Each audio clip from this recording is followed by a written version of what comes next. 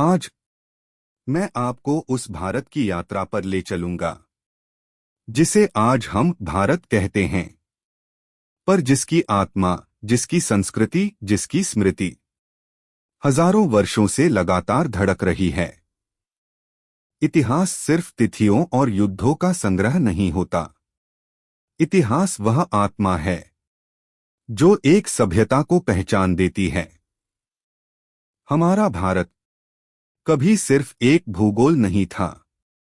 यह एक चेतना, एक संस्कृति, एक दृष्टि, एक अनुभूति था जिसे आज हम सनातन सभ्यता के नाम से जानते हैं। लेकिन दुखद यह है कि पिछले 200 सालों में सिर्फ भारत पर राज नहीं किया गया, बल्कि भारतीय मन पर भी शासन किया गया। हमारी कहानियों को लिखा गया, हमारी पहचान को परिभाषित किया गया, हमारी स्मृति को बदला गया, और इसी प्रक्रिया से जन्म हुआ एक ऐसी भारतीय इतिहास किताबों का जो भारतीयों ने नहीं, बल्कि उन लोगों ने लिखी जिन्हें भारत को समझना नहीं था, बल्कि अपने हितों के अनुसार भारत को दिखाना था। यही कारण था कि जब हमारे पहले प्रधानमंत्री जवाहरलाल नेहरू ने अहमदनगर किले में बैठकर द डिस्कवरी ऑफ इंडिया लिखी, तो अनजाने में वे वही दृष्टि लेकर चले जो पश्चिम ने उन्हें दी थी। आज की यह पूरी कथा उसी पश्चिमी दृष्टि की पुनर्समीक्षा है। और इस बार हम भारत को देखेंगे भारतीय नजर से। कल्पना कीजिए, एक युवा भारतीय जो बचपन में ही अपने ही देश से कटा हुआ था। उसकी परवरिश एक महलनुमा घर में हुई। आसपास नौकर, अंग्रेजी टीचर और पश्चिमी वातावरण। भारत उसके लिए एक दूर की चीज था, एक रोमांच, एक जिज्ञासा, पर एक अनुभूति नहीं। यह व्यक्ति थे जवाहरलाल नेहरू। वे भारत को तब जानने निकले जब वह भारत उनके भीतर कहीं नहीं था। यही कारण है कि उनकी डिस्कवरी ऑफ इंडिया में भारत एक बाहरी पर्यवेक्षक की तरह दिखाई देता है, मानो कोई पश्चिमी यात्री भारत की कहानी लिख रहा हो। उनकी दृष्टि वैज्ञानिक थी, आधुनिक थी, पर उतनी ही पश्चिमी भी थी। इसलिए जब उन्होंने आर्य, वेद, सभ्यताएं, धर्म, संस्कृति, इन सब पर खरी खोटी बातें कहीं, तो उसमें वही स्वर सुनाई देता है जो सैकड़ों वर्षों से यूरोपीय विद्वानों ने लिखा था। नेहरू ने भी एक बात मान ली थी कि भारत की सभ्यता की एक दुर्लभ विशेषता है इसकी निरंतरता। 5000 साल पहले मोहेंजोदड़ो और हड़प्पा के लोग जिन रीति रिवाजों को मानते थे, आज भी भारत के गांवों में वैसा जीवन, वैसी मिट्टी, वैसा ही सुख दुख मौजूद है। यह अद्भुत है। मिस्र की सभ्यता नष्ट हो गई, मेसोपोटामिया मिट गई, ग्रीस और रोम का रूप बदल गया, लेकिन भारत आज भी एक जीवित सभ्यता है। कहीं न कहीं यह सत्य हर विदेशी दृष्टि को चुनौती देता है। रात गहरा चुकी है, हवा में एक अनजानी सी खामोशी है। मध्यम सा एक दीपक टिमटिमा रहा है और आप अपने कमरे में अकेले बैठे हैं। अचानक जैसे किसी ने समय के आर पार से आपके कंधे पर हाथ रख दिया हो और एक धीमी गहरी आवाज फुसफुसाती है, क्या तुम भारत का सच सुनने के लिए तैयार हो? आप चौंकते नहीं, क्योंकि भीतर कहीं आपको हमेशा महसूस होता था कि जो इतिहास हमने पढ़ा वह पूरा नहीं था। कुछ उसमें छुपाया गया, कुछ दबाया गया, कुछ मोड़ा गया और कुछ तोड़ दिया गया। आज जो कहानी आप सुनने वाले हैं वह किताबों वाला इतिहास नहीं है।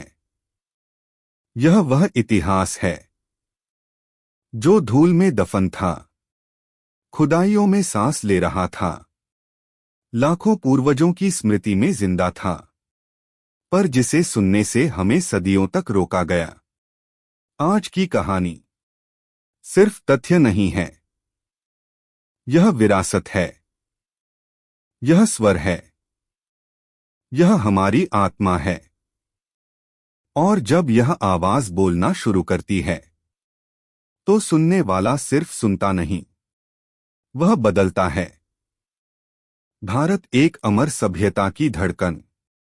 दुनिया की बाकी सभ्यताएं मिट गईं, ढह गईं, खो गईं, पर भारत भारत कभी खत्म नहीं हुआ।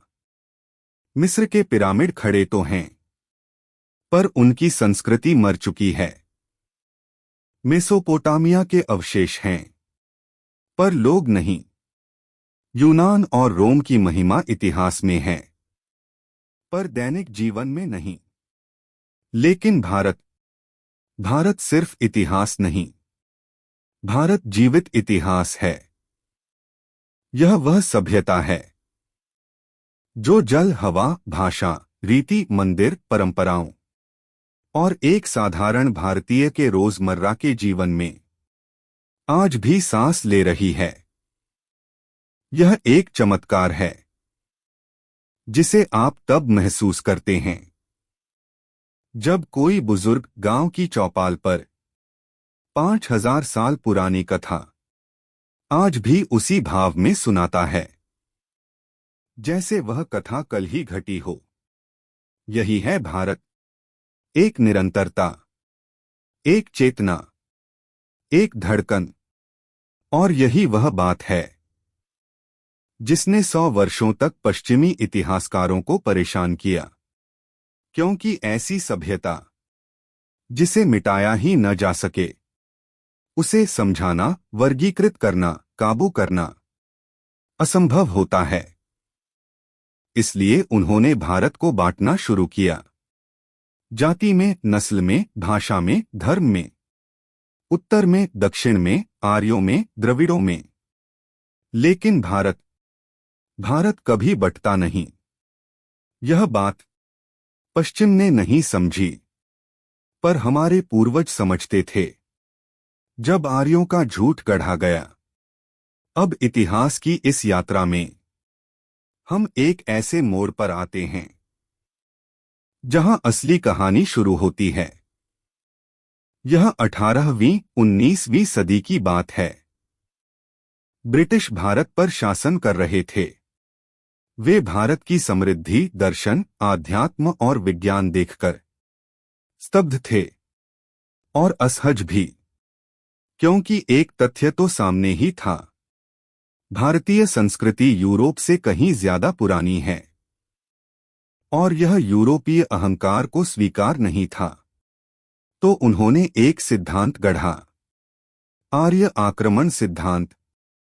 उन्होंने कहा, आर्य बाहर से आए, उन्होंने भारत पर हमला किया, उन्होंने द्रविड़ों को हराया। वेद भारत के नहीं, बाहर के थे। संस्कृति बाहर से आई। अब सोचिए, अगर वे यह सिद्ध कर देते कि भारत की संस्कृति बाहर से आई, तो फिर अंग्रेजों का शासन भी पारंपरिक लगता। एक पत्थर, दो निशाने, भारतीयों को हीन भावना में धकेलना, अंग्रेजी राज को स्वाभाविक दिखाना।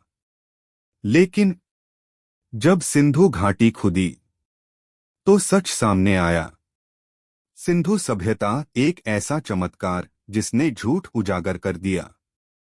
1920-30 के दशक की खुदाई, हड़प्पा, मोहेंजोदड़ो, धोलावीरा, राखीगढ़ी, और फिर इतिहास की दुनिया हिल गई।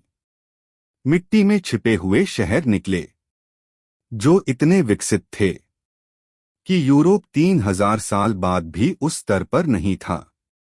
सड़कें सीधी और क्रॉस के आकार में, पक्की ईंटें एक ही माप की, घरों तक पानी की पाइपलाइन, सिवर सिस्टम, ढक्कन वाले नाले। अनाज भंडारण के विशाल गोदाम, सार्वजनिक स्नानागार, ग्रेट बाथ, मातृशक्ति की पूजा, योग मुद्रा में बैठी मूर्तियां। और सबसे बड़ा प्रश्न, अगर आर्य 1500 ईसा पूर्व में आए थे, तो 3000 से 5000 ईसा पूर्व की ये महान सभ्यताएं किसने बनाई? यह प्रश्न ब्रिटिश इतिहासकारों के में अटक गया, क्योंकि इसका उत्तर केवल यही था, आर्य बाहर से नहीं आए थे, वे यहीं के थे। यही उनकी भूमि थी, यही उनका घर था। जब यह सत्य सामने आया, तो यूरोपीय दुनिया में सनसनी फैल गई, क्योंकि इस सिद्धांत को मानना मतलब स्वीकार करना, भारत यूरोप से हजारों वर्ष पुरानी सभ्यता है, और सभ्यता की जड़ें भारत से निकली हैं। लेकिन यह स्वीकार उनके लिए आसान नहीं था। इसलिए उन्होंने कहानी बदलकर कहा, आर्य आक्रमण नहीं, आर्य माइग्रेशन हुआ। पर भारतीय पुरातत्व, डीएनए स्टडी और सांस्कृतिक निरंतरता चिल्ला चिल्ला कर कह रही थीं, भारत स्वयं जन्मा था। भारत किसी से उधार लिया हुआ नहीं था। वेद सिर्फ धर्म नहीं, विज्ञान की दुनिया। आज आप किसी भी आधुनिक वैज्ञानिक से पूछिए, तो वे कहेंगे कि वेद केवल धार्मिक किताबें नहीं हैं, वेद हैं ज्ञान के महासागर। ऋग्वेद में प्रकाश की गति के संकेत, यजुर्वेद में सौर ऊर्जा के सूत्र, सामवेद में ध्वनि विज्ञान, अथर्ववेद में औषधि विज्ञान, शुल्ब सूत्र में ज्यामिति, पिंगल का छंद शास्त्र, बाइनरी कोड, नक्षत्र विज्ञान, ऋतु विज्ञान, मानस विज्ञान। यह सब वह ज्ञान था जब दुनिया में सभ्यता का नाम तक नहीं था। सोचिए, जब मिस्र में लोग तांबे की खोज कर रहे थे, वेद में लोग ब्रह्मांड और चेतना पर चर्चा कर रहे थे, जब यूनान में लोग शहर बसाना सीख रहे थे, भारत में लोग आत्मा, जन्म, मृत्यु, मोक्ष जैसे गूढ़ प्रश्नों पर विचार कर रहे थे। यही भारतीय ज्ञान ब्रिटिश मानसिक ढांचे के लिए असंभव था। इसलिए उन्होंने कहा, ये ग्रंथ 1500 ईसा पूर्व के बाद लिखे गए। लेकिन फिर सिंधु घाटी के प्रमाणों ने दिखा दिया कि वेद इन शहरों से भी पुराने हैं। शिक्षा, जब भारत था विश्वगुरु, यह कल्पना नहीं, सत्य है। तक्षशिला, दुनिया का पहला विश्वविद्यालय। नालंदा, 10,000 छात्र, 2,000 आचार्य। विक्रमशिला, मल्टीडिसिप्लिन शिक्षा। कांची, वल्लभी, पुष्पगिरी, वैश्विक शिक्षा केंद्र। और पढ़ाने वाले कौन? ऐसे आचार्य जिनके शब्दों में नीति थी, प्रज्ञान था, विज्ञान था और मानवता का मार्ग था। बौद्ध, जैन, हिंदू, यूनानी, हर प्रकार का ज्ञान यहां मिलता था। दुनिया के राजा लोग अपने वारिस भारत में शिक्षा दिलाने भेजते थे। आज भी दुनिया के बड़े विद्वान कहते हैं, भारत ही विश्वगुरु था और दुनिया को ज्ञान, संस्कृति, भाषा और विज्ञान यहीं से मिला। जब भारत को तोड़ा गया मानसिक रूप से, ब्रिटिश शासन ने महसूस किया कि भारत को हराना आसान है, पर भारत को तोड़ना मुश्किल है, क्योंकि भारत कोई राजनीतिक इकाई नहीं था। भारत था भावनाओं की एकता। गंगा से कावेरी तक, हिमालय से कन्याकुमारी तक। इसीलिए 1835 में मैकाले शिक्षा नीति लाई गई। उद्देश्य साफ था, ऐसे भारतीय तैयार करो जो खून से तो भारतीय हों, पर सोच, धर्म, दृष्टिकोण, इतिहास सब में अंग्रेज बन जाएं। और हुआ भी यही। भारत को उसके ही इतिहास से काट दिया गया। भारत की असली कहानी खोई हुई स्मृति का पुनर्जागरण। भारत एक ऐसा राष्ट्र जिसे परिभाषित नहीं किया जा सकता। जब हम राष्ट्र शब्द सुनते हैं तो पश्चिम हमें एक मानक देता है, भूगोल की सीमाओं में बंधी हुई एक राजनीतिक इकाई। लेकिन भारत कभी भी सिर्फ भूगोल नहीं था। भारत था एक भावना, एक प्रवाह, एक चेतना, एक सांस्कृतिक निरंतरता जो हिमालय की बर्फीली चोटियों से कन्याकुमारी के किनारों तक बिना किसी लिखित संविधान के हजारों वर्षों से लोगों को जोड़ती आ रही थी।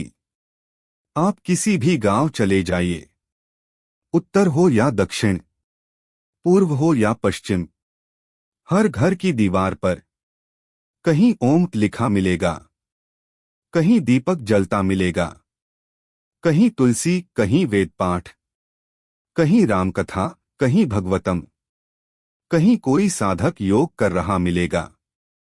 यही वह तंतु है जिसने भारत को जोड़े रखा, संस्कृति का तंतु।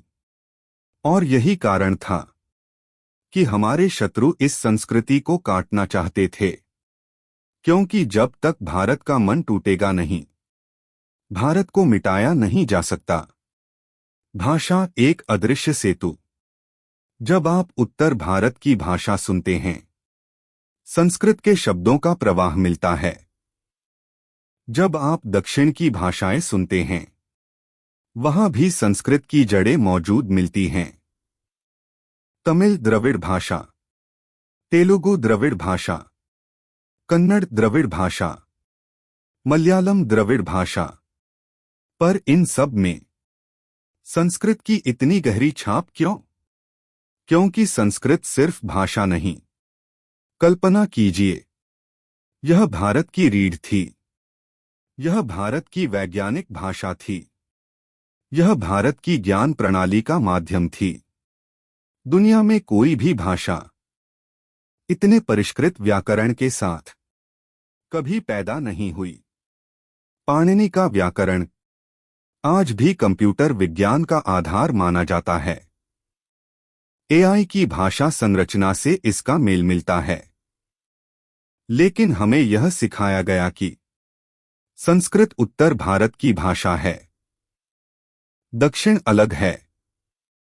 जबकि सच यह है, दक्षिण के शास्त्र, साहित्य, मंदिर, यज्ञ, कर्मकांड, विज्ञान, सब में संस्कृत की धाराएं बहती हैं।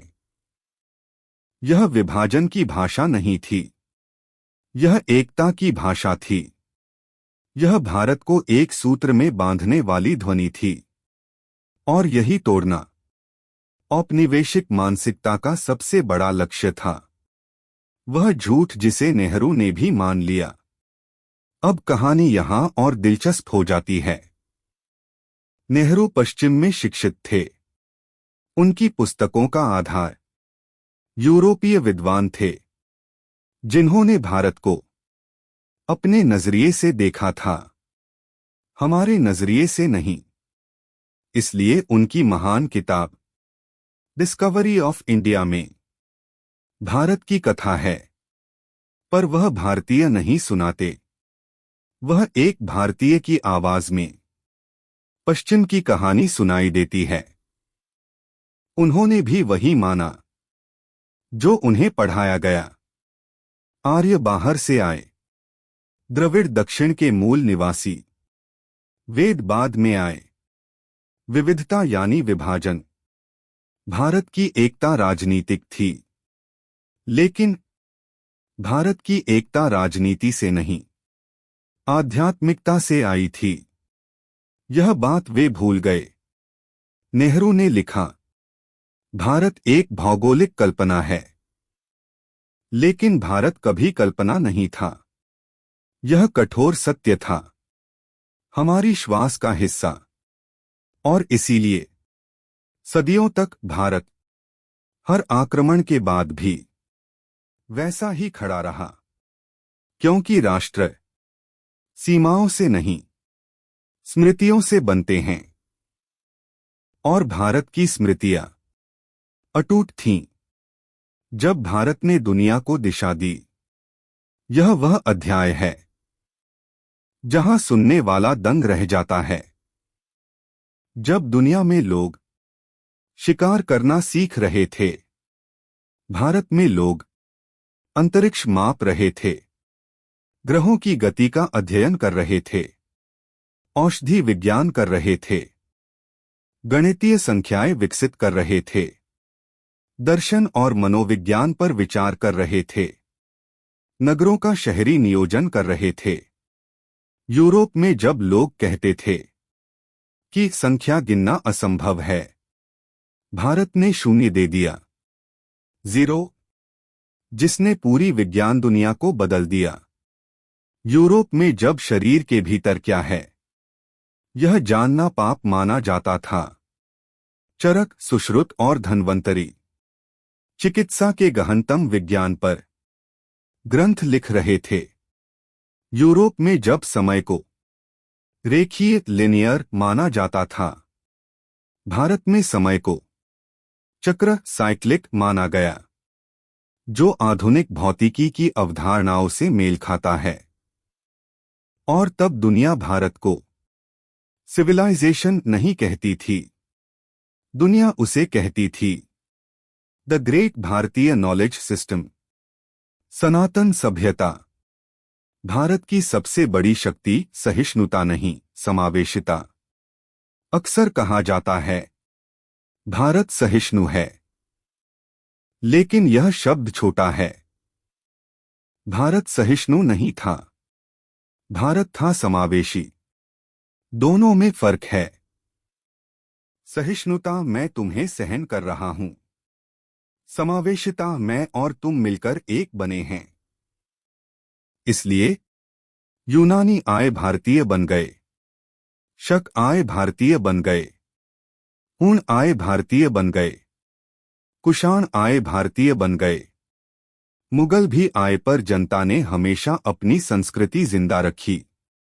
भारत ने किसी को रोका नहीं, लेकिन भारत किसी का नहीं हुआ। सब भारत के हो गए, क्योंकि यहाँ की संस्कृति किसी धर्म या जाति या भाषा की मोहताज नहीं। यह जीवन जीने का तरीका है। यह सनातन है, जो हर युग हर परिस्थिति में नया रूप धारण कर लेता है। और इसलिए इस संस्कृति को तोड़ने की कोशिश की गई। जब तलवारें आईं और भारत की परीक्षा शुरू हुई, भारत को तलवार ने नहीं जीता, भारत को राजनीति ने नहीं जीता, भारत कभी जीता ही नहीं जा सकता था, क्योंकि जो सभ्यता मन, आत्मा और चेतना पर आधारित हो, उसे बाहरी शक्ति नहीं हराती। लेकिन 7वीं-12वीं सदी के बीच जब मध्य एशिया से धर्मांतरण को लक्ष्य बनाकर आक्रामक सेनाएं आईं, तो पहली बार भारत एक अलग तरह के संघर्ष से गुजरा। यह युद्ध भूमि का युद्ध नहीं था, यह था संस्कृति का युद्ध। मंदिर तोड़े गए, गुरुकुल जलाए गए, ग्रंथ नष्ट किए गए, कर बढ़ाए गए, जनता को तोड़ा गया।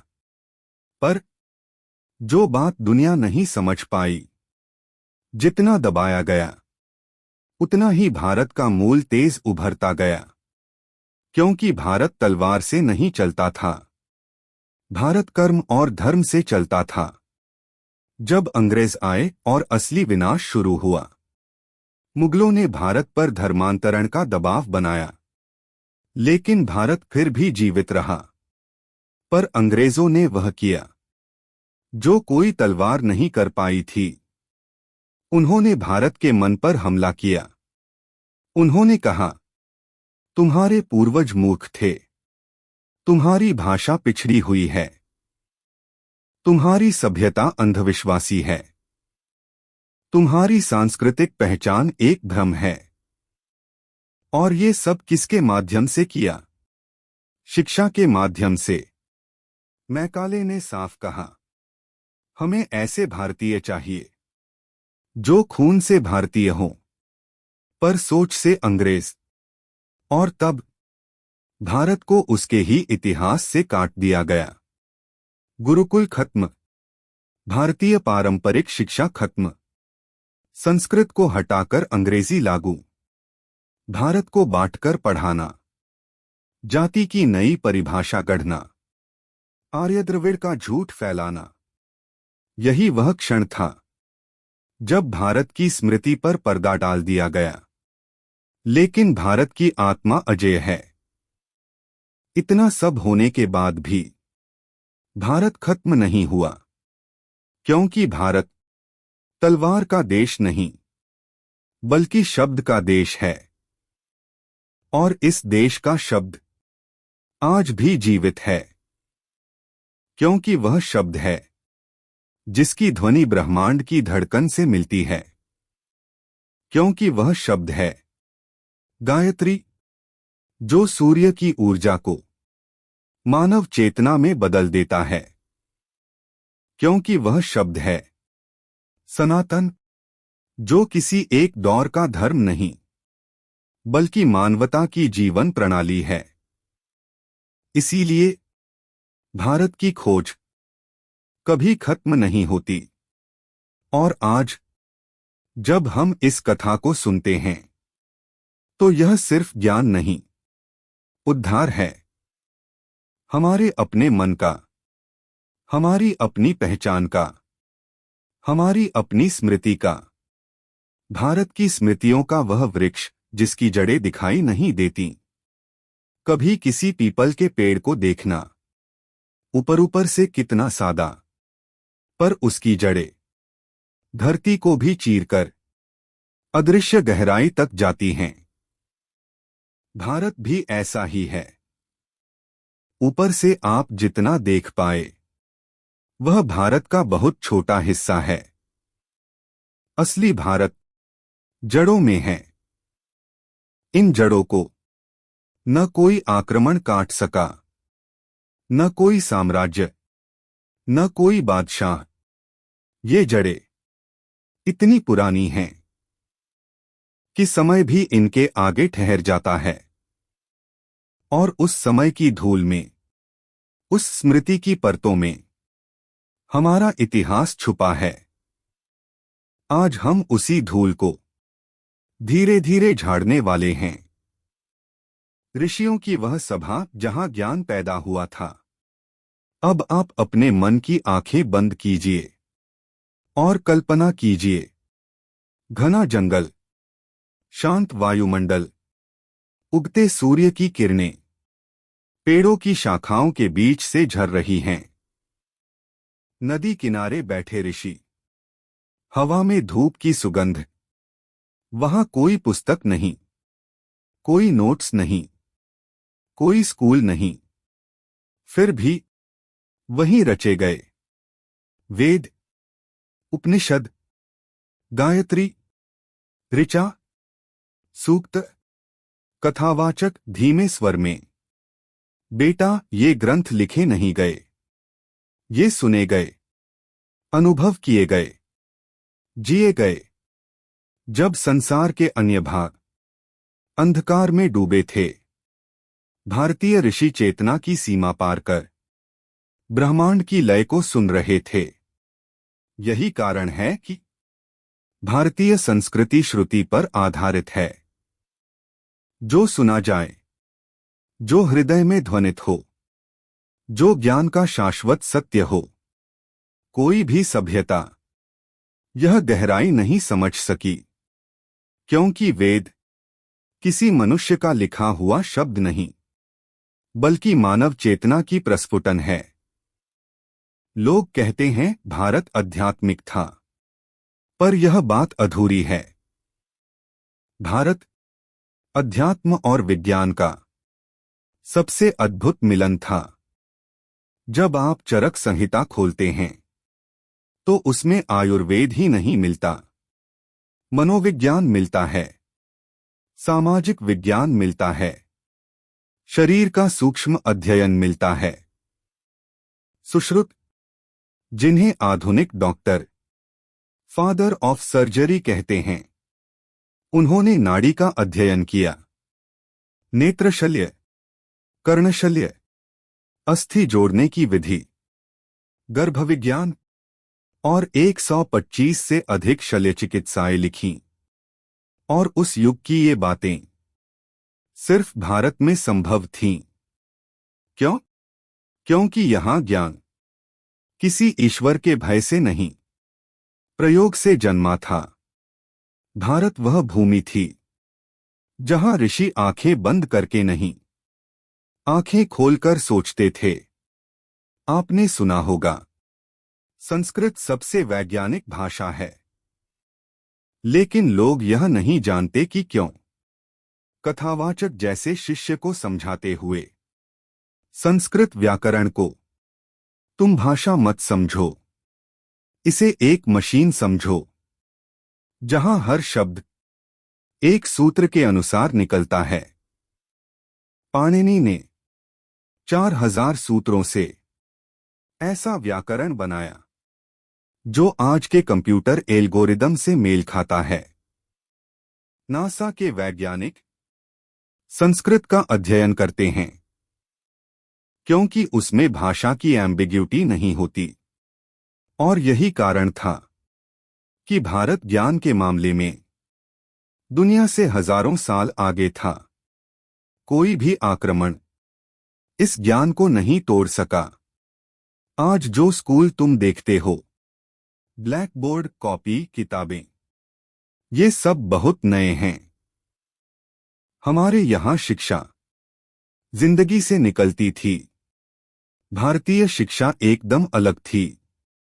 गुरुकुल जहां जीवन और शिक्षा एक थे, तक्षशिला जहां 64 विधाएं पढ़ाई जाती थीं, नालंदा जहां दुनिया भर से छात्र आते थे, विक्रमशिला जहां तर्कशास्त्र और दर्शन के आचार्य रहते थे। इन गुरुकुलों में क्या पढ़ाया जाता था?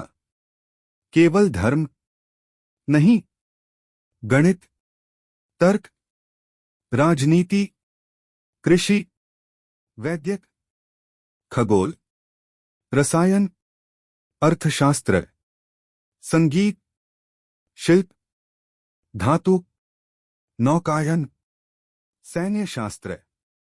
और इन सब का उद्देश्य था मनुष्य को मनुष्य बनाना, सिर्फ नौकरी पाने लायक नहीं। यूरोप के यात्री इस शिक्षा प्रणाली को देखकर दंग रह जाते थे। भारत का वह गांव जिसे देखकर अंग्रेज दंग रह गए। कथावाचक कहानी सुनाता है, एक बार 2 अंग्रेज अधिकारी गांव घूमने निकले। उन्होंने देखा, हर घर में अनाज भरा है, हर घर में स्वच्छता है, हर घर में पानी की व्यवस्था है, हर महिला गणना कर सकती है, हर पुरुष खेत का मालिक है। और तब एक अंग्रेज ने कहा, भारत एक गरीब देश नहीं, यह तो अत्यंत समृद्ध है। भारत के गांव छोटे छोटे गणराज्य थे जहां सबका अपना हिस्सा था। जमीन सामूहिक थी, उत्पादन साझा था, किसान कर्ज में नहीं डूबता था, शिल्पी सम्मानित था, अर्थव्यवस्था संतुलित थी। और यही स्वावलंबन ब्रिटिश शासन के लिए सबसे बड़ा खतरा था। क्यों? कथावाचक मुस्कुराकर कहता है, क्योंकि भारत जितना स्वावलंबी होगा उतना ही किसी का गुलाम नहीं बन सकता। फिर आया वह क्षण जिसने भारत की आत्मा पर वार किया। यही वह मोड़ है जहां कहानी अंधकार में प्रवेश करती है। अंग्रेजों ने महसूस किया, तलवार से भारत नहीं टूटेगा, युद्ध से भारत नहीं टूटेगा, कर से भारत नहीं टूटेगा।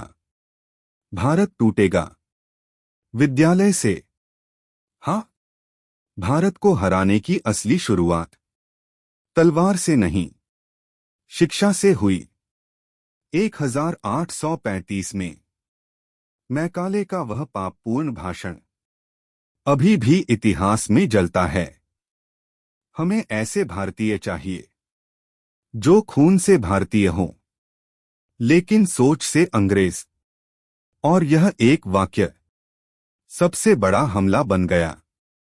गुरुकुल बंद, विद्यापीठ बंद, शास्त्र अध्ययन बंद, संस्कृत हटाई गई, अंग्रेजी लागू की गई, इतिहास के अध्याय बदले गए, आर्य द्रविड़ जैसी झूठी कहानियां लिखी गईं। यह हमला तलवार का नहीं था, यह हमला मन पर था, और मन पर हुआ घा सबसे गहरा होता है। लेकिन भारत की आत्मा बुझी नहीं।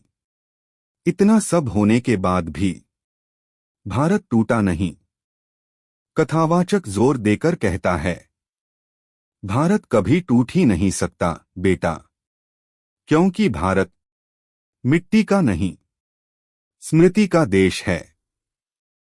स्मृति में राम हैं, स्मृति में कृष्ण हैं, स्मृति में वेद हैं, स्मृति में शिव हैं, स्मृति में गीता है, स्मृति में आध्यात्म है। और जब स्मृति जीवित होती है तो सभ्यता अमर होती है। भारत इसलिए नहीं बचा कि उसके पास तलवारें थीं। भारत इसलिए बचा क्योंकि उसके पास कथा थी। एक ऐसी कथा जो हर घर में चलती रही।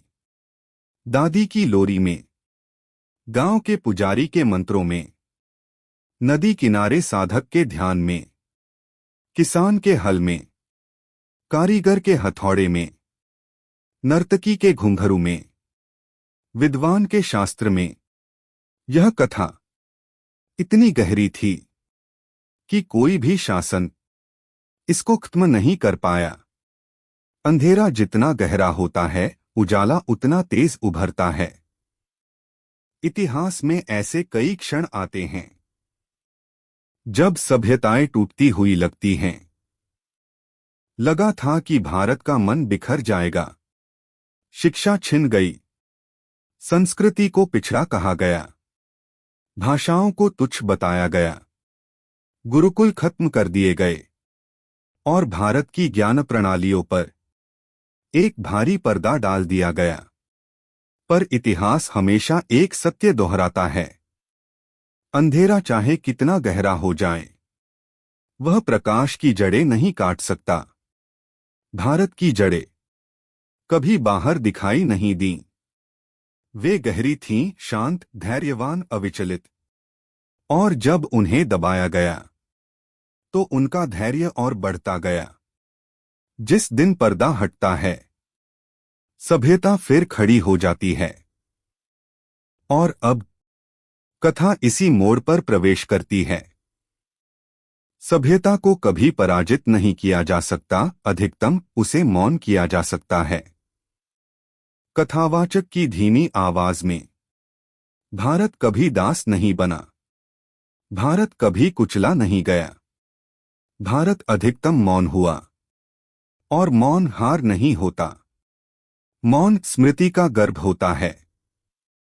जब किसी सभ्यता को हराना असंभव हो जाए तो उसे मौन किया जाता है, ताकि उसकी आवाज कमजोर हो जाए, उसकी कथा कमजोर हो जाए, उसका ज्ञान पीछे धकेल दिया जाए। भारत को मौन किया गया, पर इतिहास मौन में भी सांस लेता है।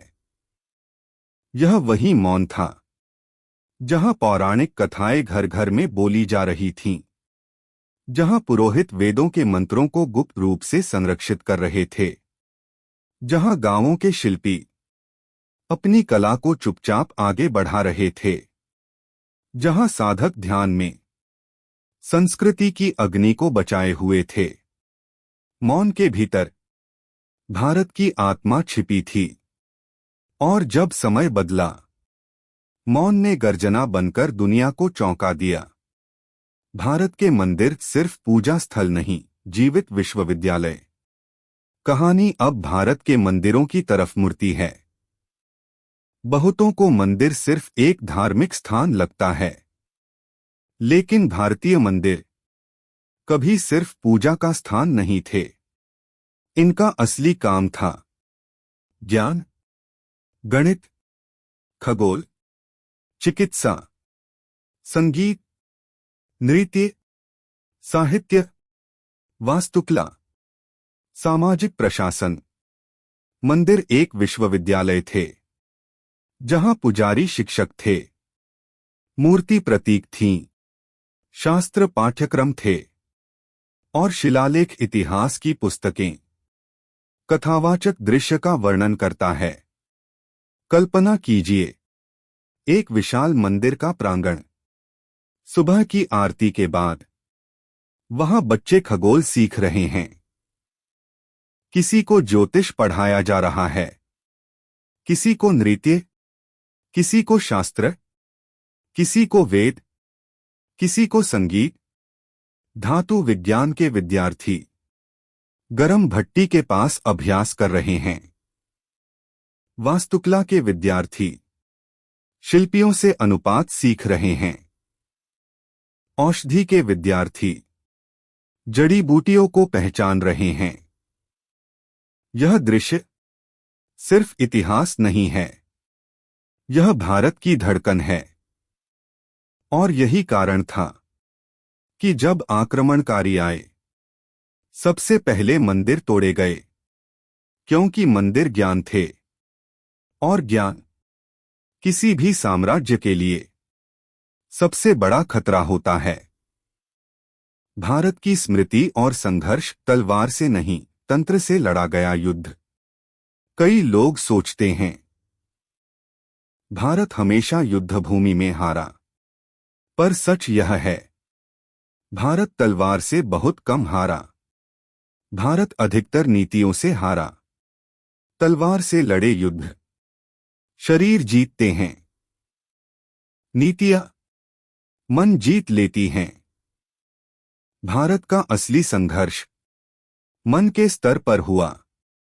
जब अपनी भाषा छोड़ी गई, जब अपनी शिक्षा छोड़ी गई, जब अपने कालगणना प्रणाली को बदल दिया गया, जब अपनी संस्कृति को तुच्छ बताया गया, जब आस्थाओं को मिथोलॉजी कहा गया, जब इतिहास को मोड़कर पढ़ाया गया। यह युद्ध भयंकर था, क्योंकि यह भीतर लड़ा जा रहा था।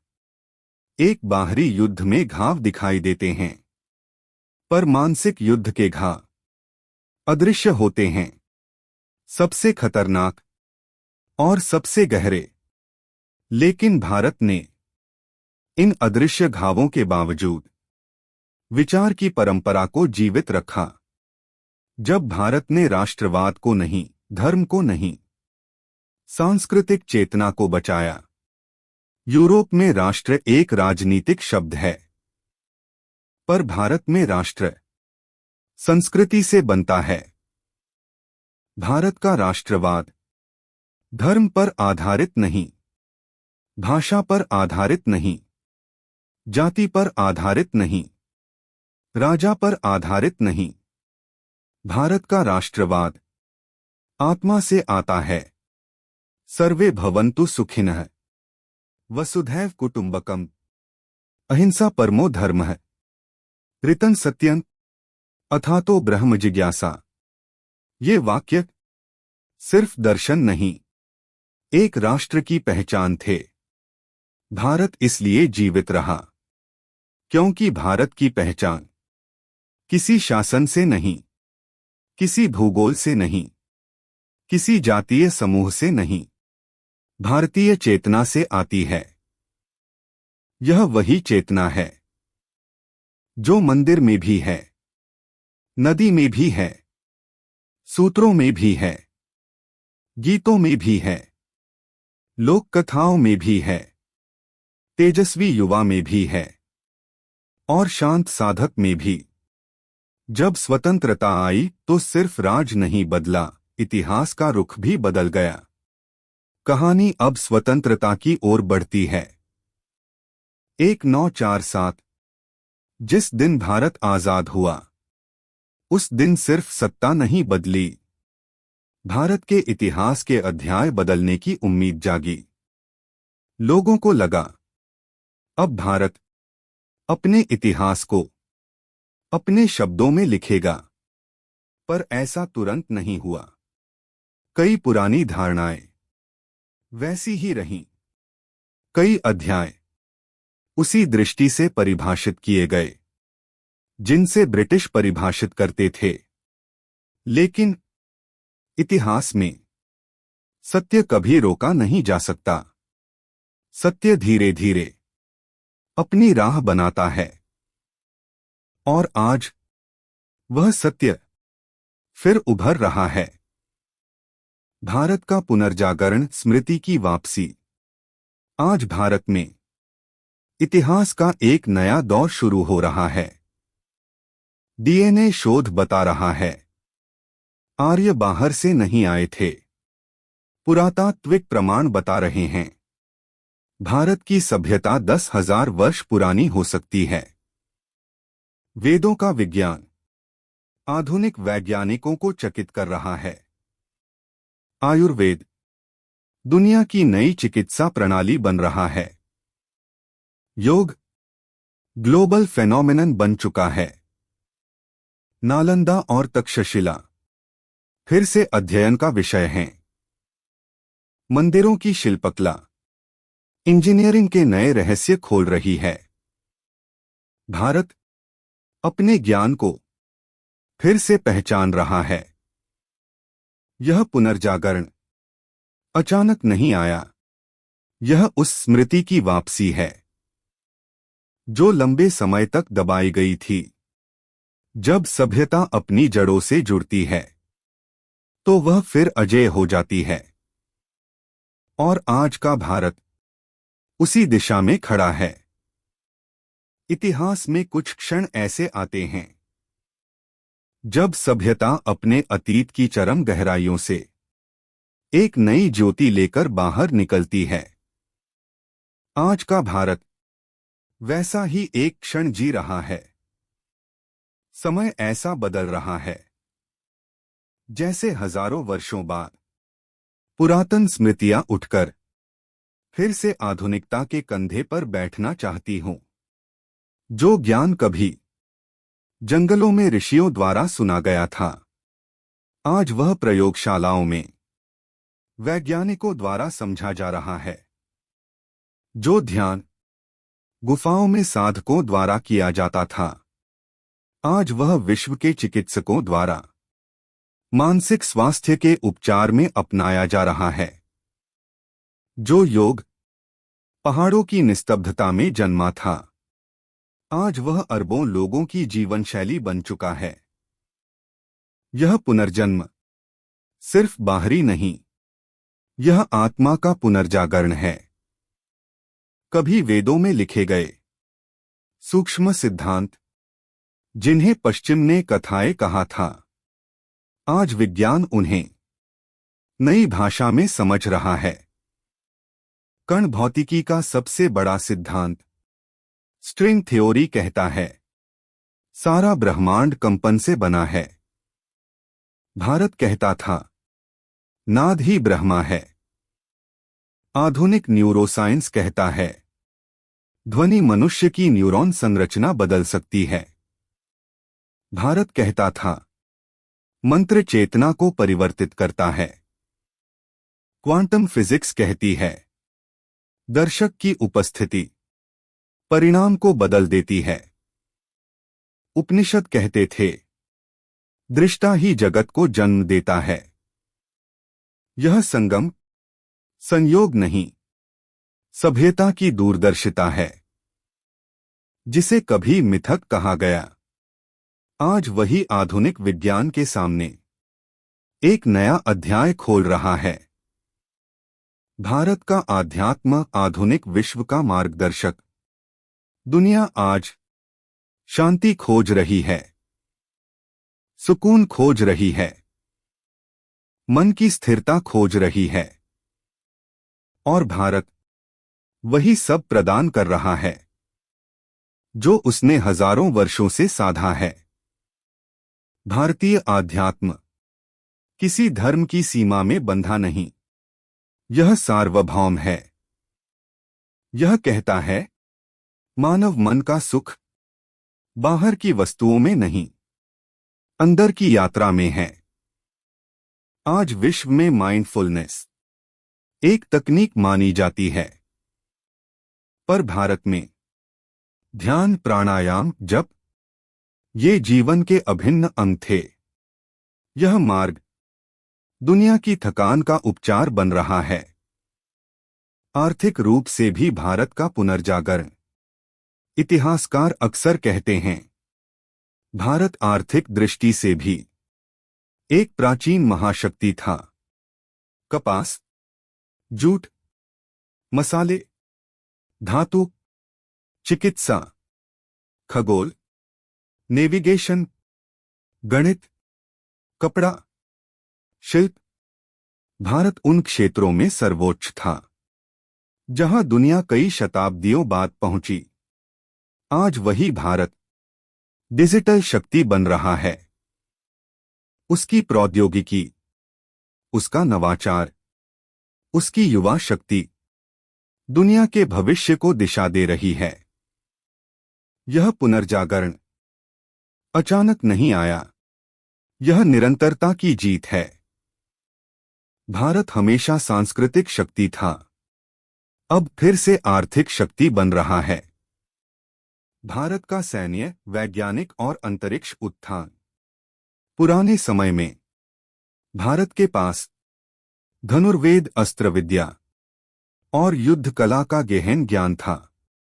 आज भारत का अंतरिक्ष कार्यक्रम पूरी दुनिया को एक नई आशा देता है।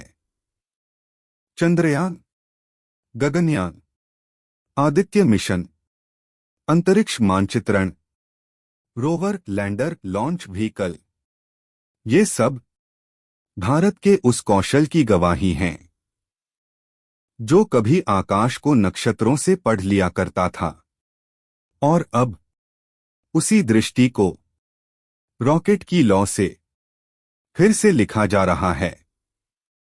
भारत एक विचार बनकर फिर खड़ा हो गया है। दुनिया में कई देश हैं, पर बहुत कम देश विचार बन पाते हैं। भारत एक देश नहीं, एक विचार है। आत्मा की खोज का विचार, संपूर्ण मानवता की एकता का विचार, प्रकृति और मानव के संतुलन का विचार, ज्ञान और करुणा के समाकलन का विचार। आज दुनिया इस विचार का महत्व समझने लगी है।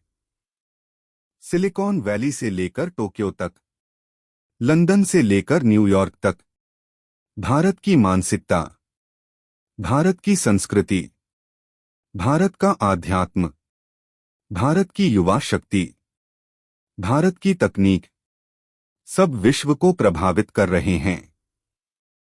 दुनिया समझने लगी है, भविष्य केवल मशीनों का नहीं, विज्ञान का नहीं, प्रगति का नहीं, भविष्य उस सभ्यता का है जो मानवता को जानती हो।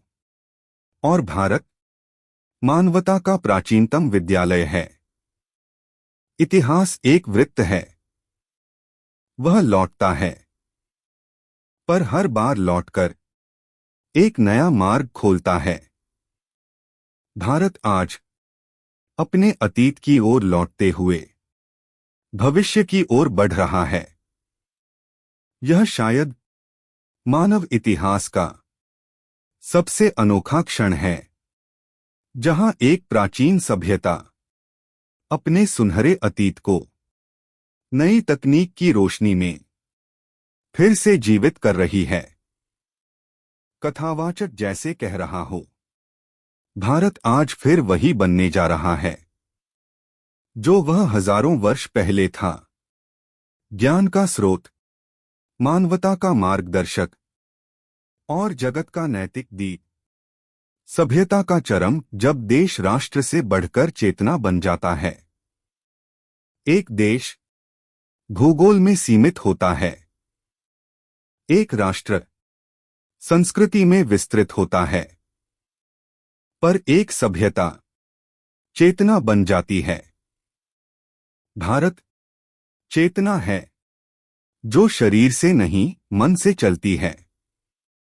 उसका मूल्य आर्थिक, राजनीतिक या सैन्य नहीं, आध्यात्मिक है।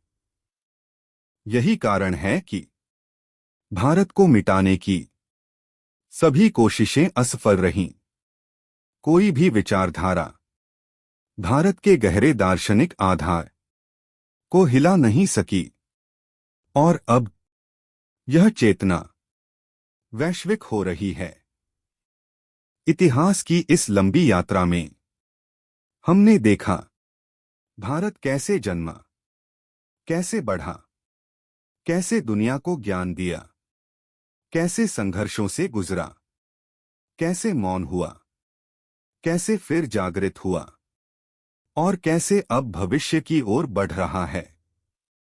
लेकिन यह कथा खत्म नहीं होती, क्योंकि भारत एक पुस्तक नहीं, एक प्रवाह है। एक नदी की तरह नर्मदा, यमुना, सरस्वती, सिंधु, गंगा, इन सब की तरह भारत की कथा भी बहती है। नए मोड़ों से, नए तटों से, नए युगों से कहानी अब भी चल रही है। और आने वाला समय इतना ही विराट होगा जितना भारत का अतीत था। सभ्यता का हृदय जब इतिहास भीतर जाग उठता है, कहानी अब उस स्थान पर पहुंच रही है जहां इतिहास पुस्तकों से बाहर निकलकर मनुष्य की धड़कनों में उतरता है। भारत की कथा सिर्फ तथ्यों का संग्रह नहीं, यह वह अनुभव है जो किसी पवित्र नदी में स्नान करने जैसा है, जहां व्यक्ति जल से नहीं, अपनी ही जड़ों से धुलता है। यही कारण है कि भारत की कहानी सुनते हुए एक अनजाना कंपन, एक अनजानी स्मृति, एक अनदेखी शक्ति भीतर से उठने लगती है। मानो आत्मा कह रही हो, मैंने यह सब पहले भी जिया है। मैं इस कथा का हिस्सा हूं। भारत को समझना इतिहास को समझना नहीं, स्वयं को समझना है। समय का पात्र भारत ने युगों को केवल जिया नहीं, ढाला भी है। समय बदलता है, सभ्यताएं उठती और गिरती हैं, पर भारत समय का पात्र नहीं, समय का निर्माता रहा है। वैदिक युग, दार्शनिक युग, बौद्ध युग, गुप्त युग, भक्ति काल, संघर्ष काल, औपनिवेशिक काल, स्वतंत्रता काल, भारत ने केवल इन युगों को सहा नहीं, इनको दिशा दी। यह वही भूमि है जहां समय को भी धर्म, नीति और करुणा सीखनी पड़ी। और आज भारत फिर उसी मोड़ पर खड़ा है जहां उसे भविष्य रचने का अवसर मिला है। वैश्विक मंच पर भारत का उदय, चुप्पी से नेतृत्व तक। एक समय था जब दुनिया भारत को एक शांत, मौन, आध्यात्मिक देश मानती थी। एक ऐसा स्थान जहां ध्यान है, योग है, मंत्र है, पर आधुनिकता नहीं।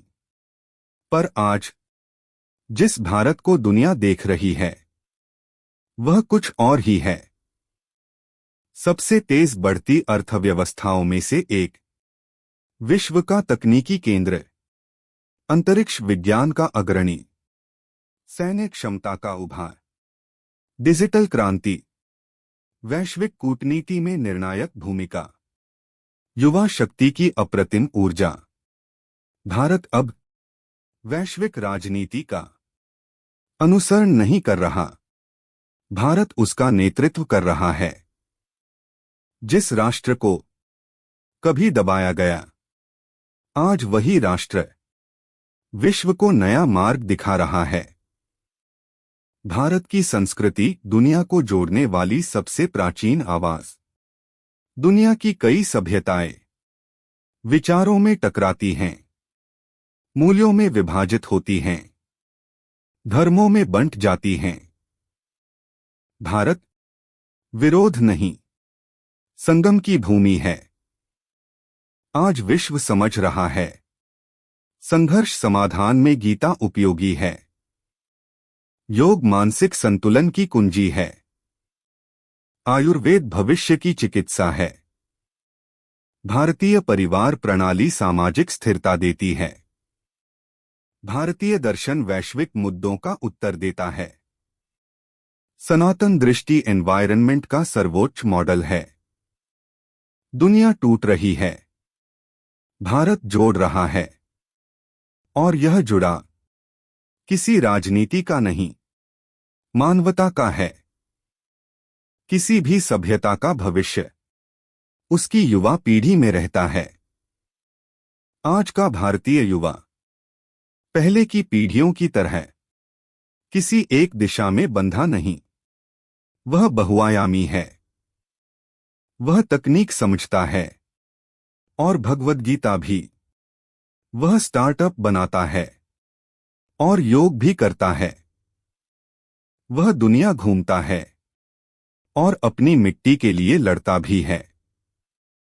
यह संतुलन आधुनिक और प्राचीन का संगम, इसे कोई भी राष्ट्र दोहरा नहीं सकता।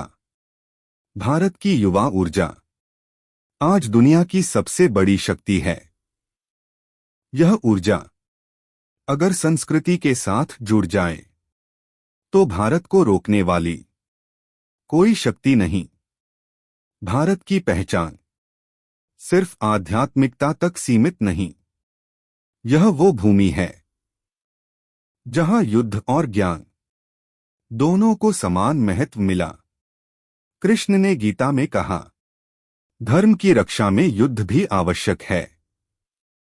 राम ने दिखाया, नीति और साहस का संगम क्या होता है। छत्रपति शिवाजी ने सिखाया, स्वाधीनता की लड़ाई केवल तलवार से नहीं, रणनीति से लड़ी जाती है। भारत ना अत्यधिक आक्रामक रहा, ना अत्यधिक शांत।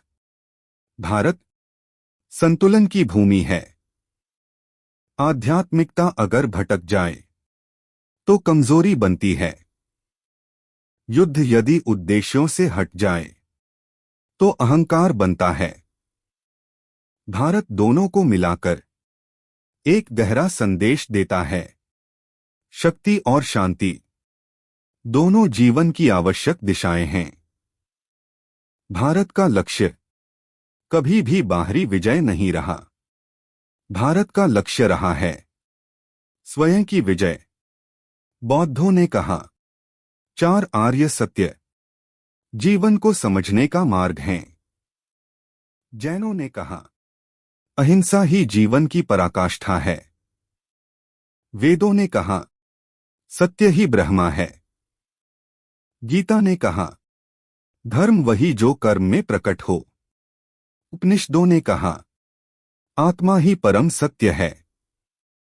भारत के हर युग ने एक ही बात कही, मनुष्य को बाहरी जगत जीतने से पहले अंदर का जगत जीतना होगा।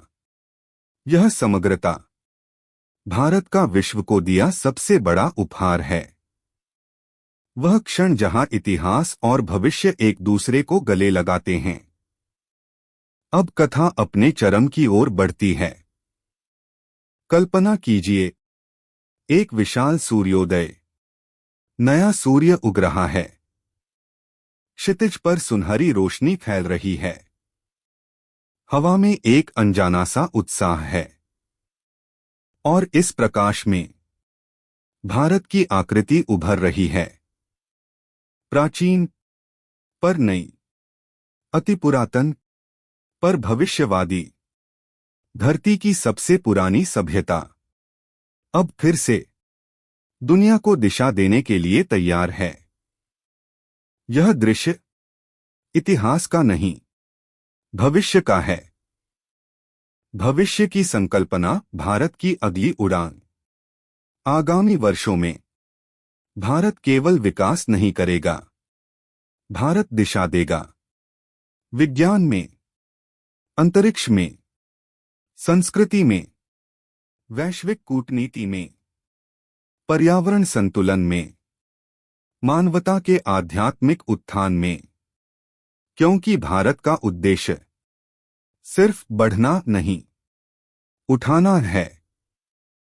दुनिया आज टकरावों से थक चुकी है, समस्याएं बढ़ चुकी हैं, मानसिक, सामाजिक, पर्यावरणीय। भारत इन सबका समाधान हजारों वर्षों से संजोए हुए है, और वह समाधान अब फिर से उभर रहा है। इतिहास ने अपनी धूल झाड़ दी है, सभ्यता अपनी नींद से जाग चुकी है, और समय ने नई लकीरें खींचनी शुरू कर दी हैं। भारत का उदय किसी राजनीति का परिणाम नहीं, यह युग का धर्म है। भारत को उभरना था क्योंकि दुनिया को संस्कृति, संतुलन और करुणा की जरूरत है।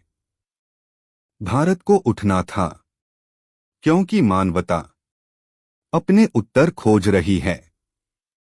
भारत को चमकना था क्योंकि अंधकार बहुत लंबा हो गया था, और अब यह भारत का समय है। यह भारत का युग है, यह भारत का धर्म है, यह भारत की चेतना का पुनर्जन्म है। भारत फिर से विश्वगुरु बनने की राह पर है, और इस बार यह मार्ग अपरिवर्तनीय है। इतिहास का अंतिम पड़ाव, जहां सभ्यता स्वयं अपना मूल्य प्रकट करती है। हर महान कथा अपने समापन से पहले एक गहरी शांति से गुजरती है। मानो हवा थम जाए, समय धीमा हो जाए, और इतिहास स्वयं अपने कदमों की प्रतिध्वनि सुनने लगे। भारत की पूरी यात्रा सिंधु घाटी की मिट्टी से वेदों के मंत्रों तक, गुरुकुल की ध्वनि से नालंदा के प्रांगण तक, मंदिरों की घंटियों से स्वतंत्रता के नारे तक, एक ही बात कहती है।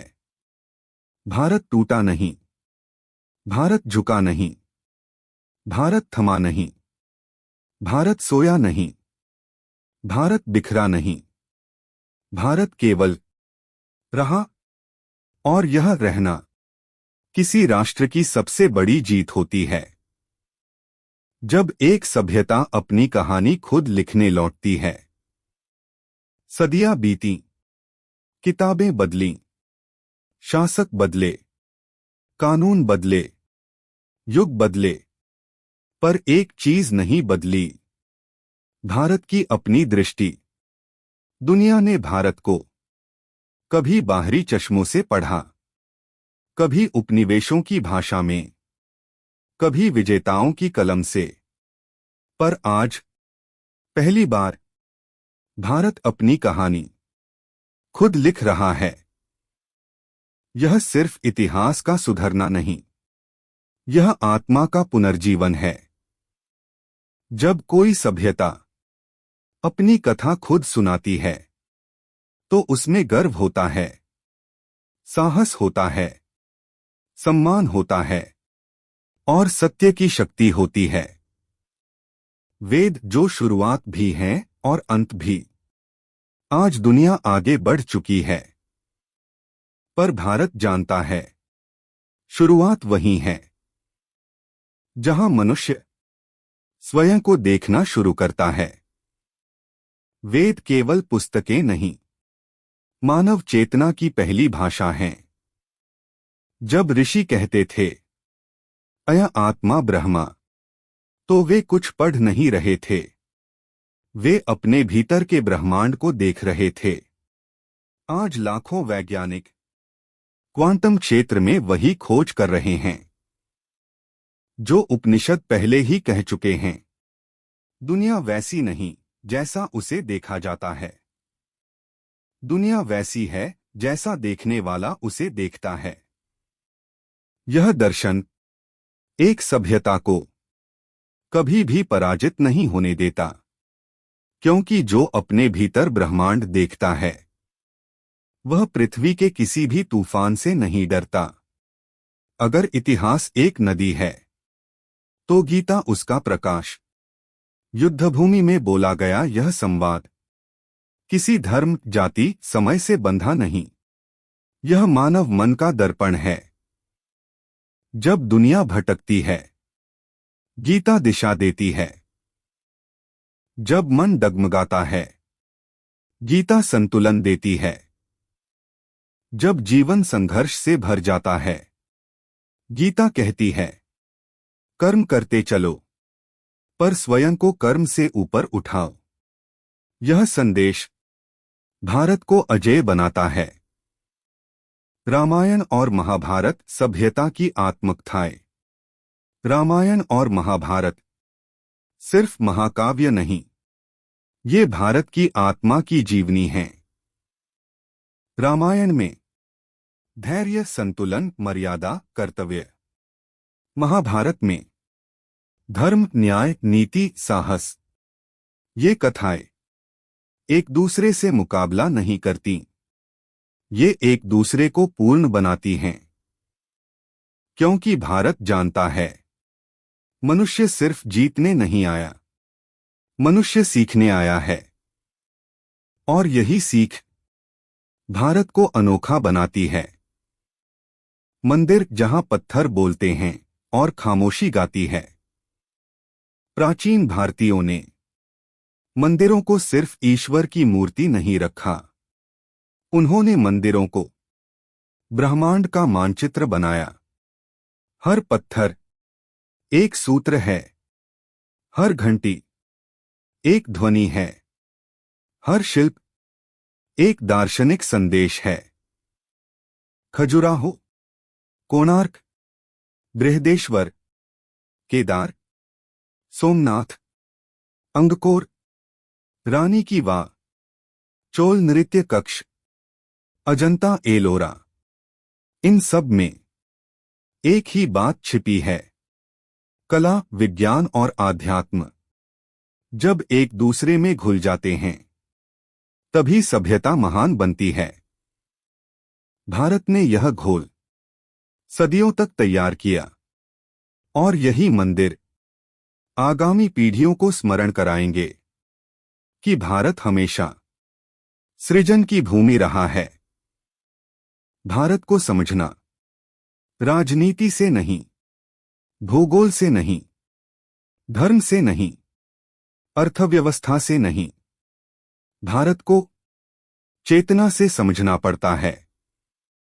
यह चेतना विचारों की धरती है, यज्ञ की लपट है, मंत्रों की ध्वनि है, ध्यान की स्थिरता है, त्याग की परंपरा है, सत्य की खोज है।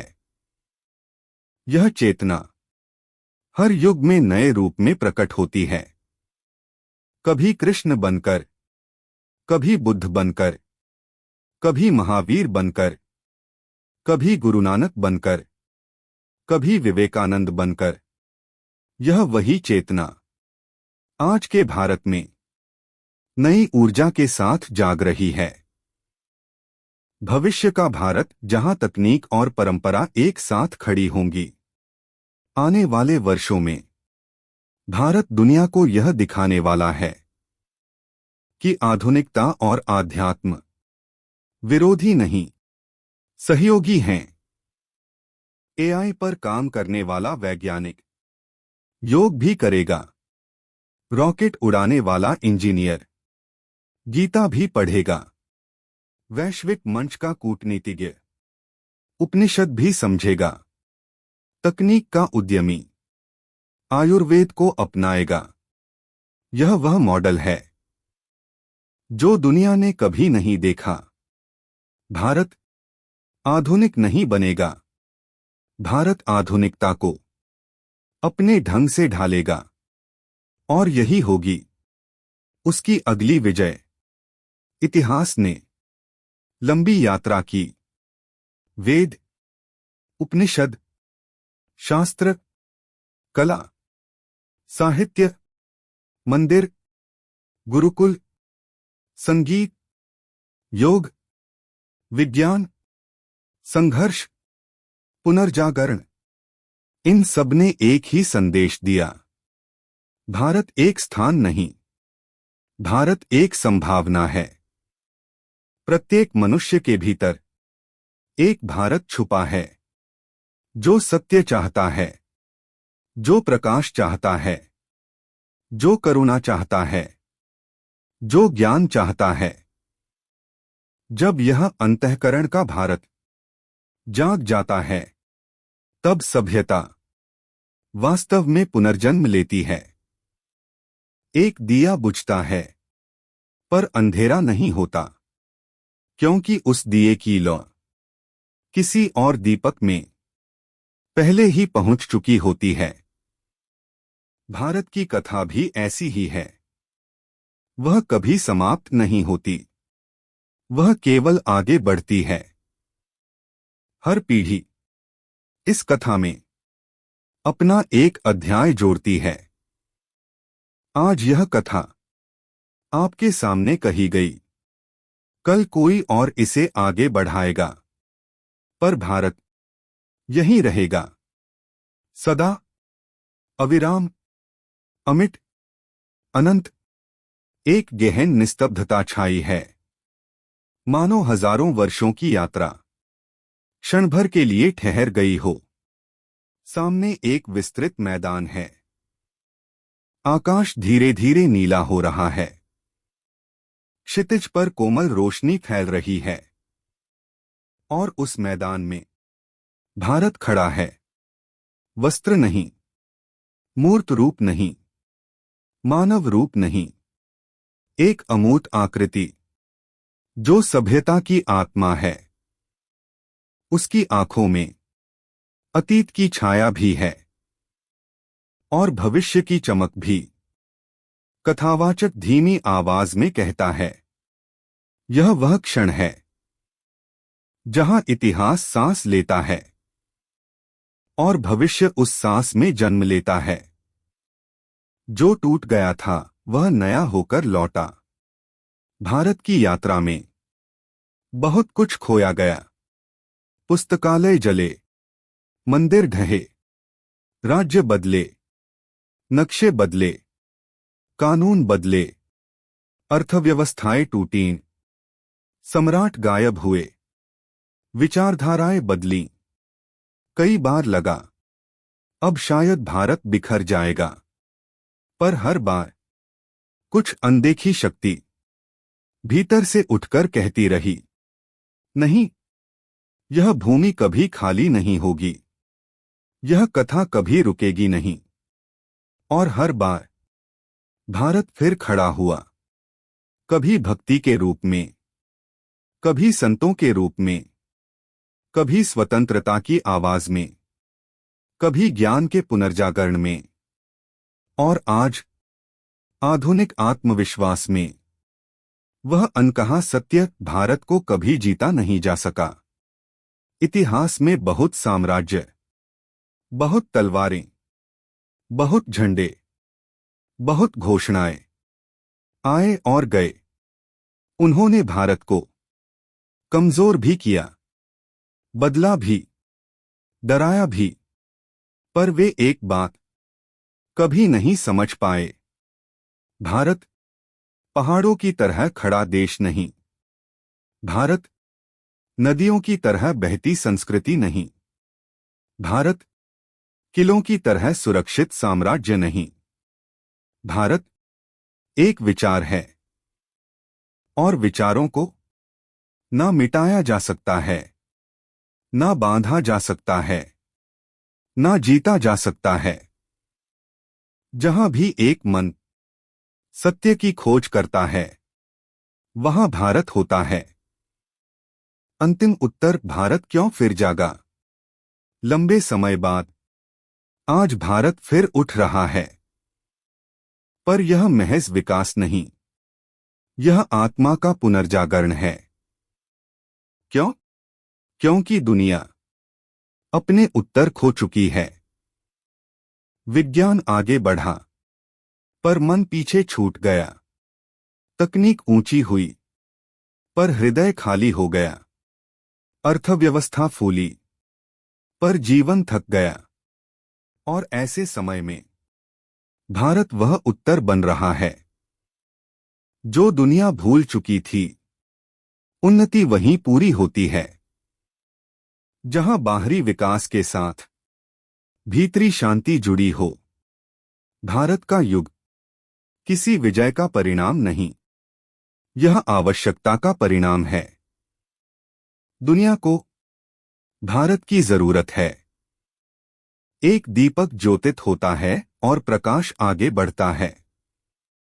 कल्पना कीजिए, एक प्राचीन मंदिर का गर्भगृह। अंधेरा है, सन्नाटा है, हवा स्थिर है। फिर एक दीपक जलता है, धीमी लौ पर स्थिर। यह दीपक भारत का प्रतीक है। सदियों से यह दीपक कभी पूरी तरह बुझा नहीं। उसकी लौ किसी समय धीमी हुई, किसी समय हिली, किसी समय कापी, पर बुझी नहीं। आज वही लौ फिर तेज हो रही है। उसकी ज्योति नए युग का आकार ले रही है। यह लौ अंधकार को दूर नहीं करती, वह मन के भीतर रोशनी भरती है। और यही भारत की शक्ति है। अंतिम संदेश, यह भारत तुम्हारा है। इस विशाल गाथा का अंत किसी निष्कर्ष में नहीं, किसी तथ्य में नहीं, किसी विचारधारा में नहीं। इस गाथा का अंत एक फुसफुसाहट में है।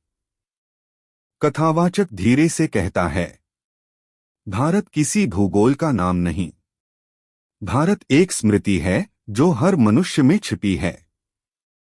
जब वह स्मृति जागती है, तभी भारत जन्म लेता है। भारत किसी और से नहीं, हर व्यक्ति से बनता है।